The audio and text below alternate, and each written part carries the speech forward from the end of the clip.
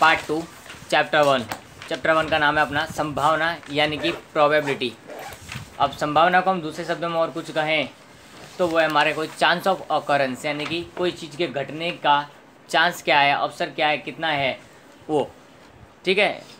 दूसरा और अपने इसकी भाषा में बोलें तो कोई ऐसा प्रयोग करें जिसके अंदर हमको पता तो हो कि भाई ये चीज़ होने वाली, पर फाइनली कौन सी घटना घटने वाली है, कौन सा क्या होने वाला है। जैसे कि एग्जाम्पल के लिए हम लें सिक्के को उछालने का प्रयोग करें, तो सिक्के को उछालने के बाद हमको पता है कि हेड और टेल ही आ सकता है, पर हेड या टेल में से कौन सा आएगा ये हम निश्चित रूप से कह सकते हैं नहीं है। तो इस तरह के इसको हम क्या बोलेंगे कि जो भी हमारे पास आएगा तो दोनों की संभावना 50-50 हो जाएगी हमारी। क्यों? क्योंकि दो ही ऑप्शन है हमारे पास में, तो उनका दोनों का क्या हो जाएगा 50-50, या तो हेड या तो टेल, ठीक है। ऐसे ही अगर आसमान के अंदर बादल छाए हुए हैं तो बादल छाने से ये नहीं कह सकते बरसात 100% होगी ही।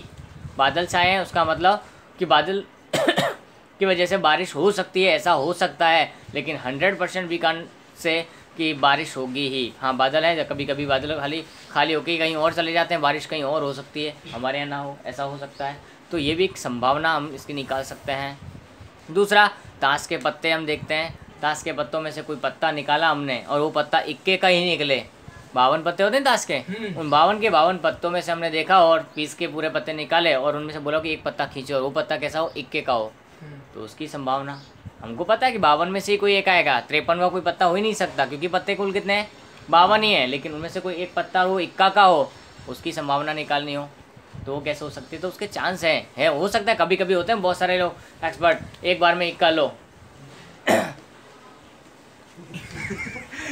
चलो।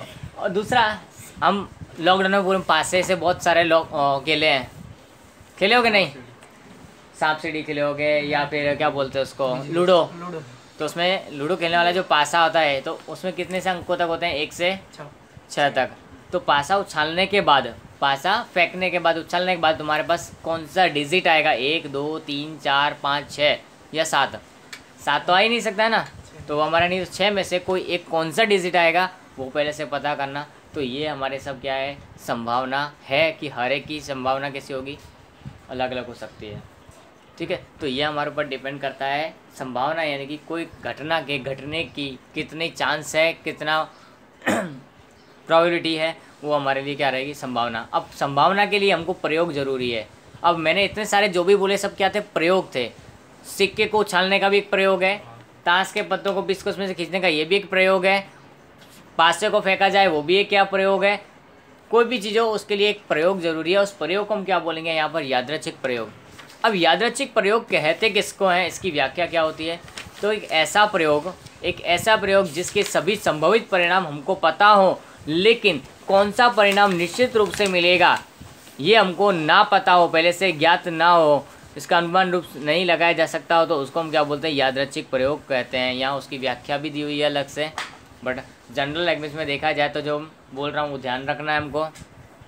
कोई एक ऐसा प्रयोग जिसके सभी संभावित परिणाम हमको पहले से ही ज्ञात हो, परंतु निश्चित रूप से कौन सा परिणाम मिलेगा वो कहा नहीं जा सकता हो, या जिसका अनुमान नहीं लगाया जा सकता हो निश्चित रूप से, तो उसको हम क्या कहेंगे, यादृच्छिक प्रयोग। संभावना की शुरुआत ही यादृच्छिक प्रयोग से होती है। कहाँ से होती है, यादृच्छिक प्रयोग से। तो यादृच्छिक प्रयोग करने के लिए हमारे पास में क्या होगा, उसमें से कुछ परिणाम हमको संभावित परिणाम पता होंगे। जैसे कि सिक्के को उछाले तो उसके परिणाम कितने होने वाले हैं, 2, तो उसको हम क्या बोलते हैं, निदर्श अवकाश। निदर्श अवकाश यानी कि तुमने जो तुम्हारा सैंपल चूज करने वाले हो, यादृच्छिक प्रयोग के जो सभी संभावित परिणाम हैं, उन सभी संभावित परिणामों के समूह को हम क्या बोलते हैं, निदर्श अवकाश, सैंपल स्पेस। क्या बोलते हैं, सैंपल स्पेस। किसी भी यादृच्छिक प्रयोग के सभी समग्र परिणामों के समुच्चय को हम क्या बोलेंगे, निदर्श अवकाश कहेंगे। निदर्श अवकाश किसे कहते हैं, तो ये हमारे माइंड में, दिमाग में क्वेश्चन होता है, तो यह है कि हमारे पास जितने भी सभी संभावित परिणाम है, जैसे कि हमने एक सिक्के को उछाला तो उसके 2, पासे को उछाला तो उसके 6, ये हमारे लिए क्या हुआ, निदर्श अवकाश। और निदर्श अवकाश को हम किस तरह से दर्शा सकते हैं, एक वेन डायग्राम में अगर इसको दर्शाने की जब भी बात की जाएगी, पेंसिल दूसरी लो,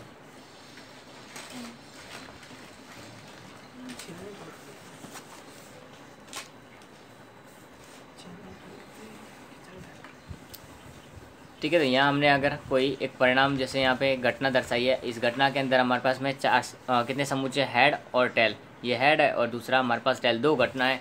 तो ये हमारे पास पूरा निदर्श अवकाश है। ये घटना घटने वाली है किसकी, हेड या तो टेल की, या तो हेड यहाँ लिखें और टेल यहाँ लिखें। तो इस ये घटनाएं सब कहाँ घटेंगी, इस निदर्श अवकाश के अंदर ही। कोई भी घटना घटेगी और निदर्श अवकाश के अंदर रहकर ही घटेगी।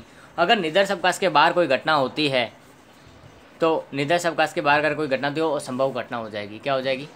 तो उसके लिए हम आगे आगे जैसे जैसे पढ़ेंगे इनके स्टेप्स हैं उनको देखते जाना है। ये हमारा कौन सा है, चैप्टर नंबर 1 पार्ट 2। ठीक है, यादृच्छिक प्रयोग हमको पता चल गया क्या है, एक ऐसा प्रयोग जिसके सभी संभवित परिणाम हमको पता हो लेकिन निश्चित रूप से कौन सा परिणाम मिलेगा ये कहा ना जा सकता हो, तो उसको हम क्या बोलेंगे, यादृच्छिक प्रयोग। एग्जाम्पल लिखना हो तो सिक्के को उछालने का प्रयोग कर सकते हैं।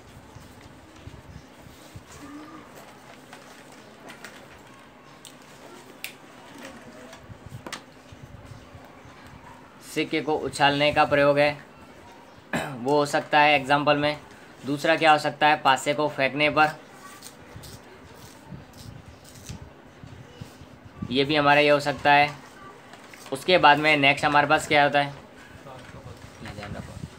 ताश के पत्ते होते हैं, उनमें से कोई में से पत्ते खींचने का प्रयोग। तो ये इस तरह के छोटे मोटे और भी प्रयोग हो सकते हैं। तो ये यादृच्छिक प्रयोग है। अब इनके हम जो परिणाम मिलते हैं उसको हम क्या बोलते हैं, निदर्श अवकाश। सभी संभावित परिणाम जिसके अंदर लिखा जाता है। और निदर्श अवकाश को हम किससे व्यक्त करते हैं, यू से। किससे करते हैं, यू, यानी कि हमारे लिए यहाँ पर सभी की सभी घटनाएं यहाँ पे आएंगी। जैसे सिक्के की बात की जाए, एक सिक्के को उछालना है तो हमको परिणाम मिल सकते हैं एच और टी, दो ही परिणाम मिल सकते हैं। अब सिक्के को उछालने के बाद में दूसरा कोई और घटना बन सकती नहीं है।